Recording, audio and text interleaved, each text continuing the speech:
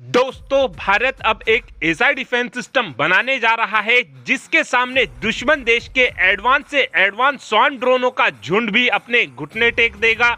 आप सभी ये बात जानते ही हैं कि रशिया यूक्रेन युद्ध हो या फिर आर्मेनिया और अजरबैजान का युद्ध हो, इन दोनों ही युद्ध में हमने देखा है कि मजबूत सेना होते हुए भी कमजोर देश ने ड्रोनों की मदद से मजबूत देश को घुटने टेकने पर मजबूर कर दिया है। आर्मेनिया और अजरबैजान के युद्ध में आर्मेनिया की सेना मजबूत थी, लेकिन अजरबैजान ने तुर्की के TB2 और इजराइल के हारूफ ड्रोनों की मदद से आर्मेनिया की सेना को घुटने टेकने पर मजबूर कर दिया था। और रशिया और यूक्रेन युद्ध में देखा जाए तो अमेरिका के स्वान ड्रोनों ने रशिया को भारी नुकसान पहुंचाया है और हमारे साथ में ऐसा ना हो, इसीलिए ही भारत अभी से ही अपनी तैयारियों को पक्का करना शुरू कर चुका है, क्योंकि चाइना और तुर्की की तरफ से लगातार पाकिस्तान को अपने एडवांस से एडवांस ड्रोन और कामिकाजी ड्रोन दिए जा रहे हैं। पाकिस्तान के इन्हीं ड्रोनों को देखते हुए भारत ने D4 नाम का डिफेंस सिस्टम बनाया है, लेकिन इस डिफेंस सिस्टम में सबसे बड़ी दिक्कत यह है कि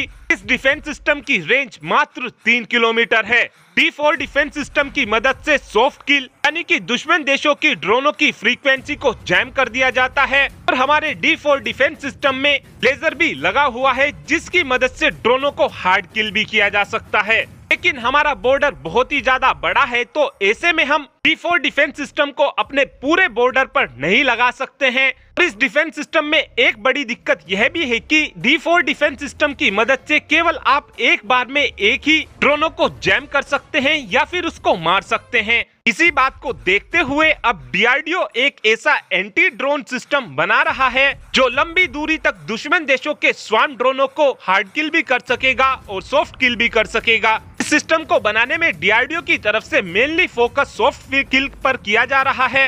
ये एक हाई पावर माइक्रोवेव सिस्टम होगा जिसकी रेंज 10 किलोमीटर के आसपास होगी। लेकिन इस डिफेंस सिस्टम की खास बात यह होने वाली है कि ये एक बार में कई स्वान ड्रोनों के झुंड को न्यूट्रलाइज कर सकेगा। लेकिन जो हमारा D4 डिफेंस सिस्टम है वो केवल एक बार में एक ही ड्रोन को मारकर गिरा सकता है।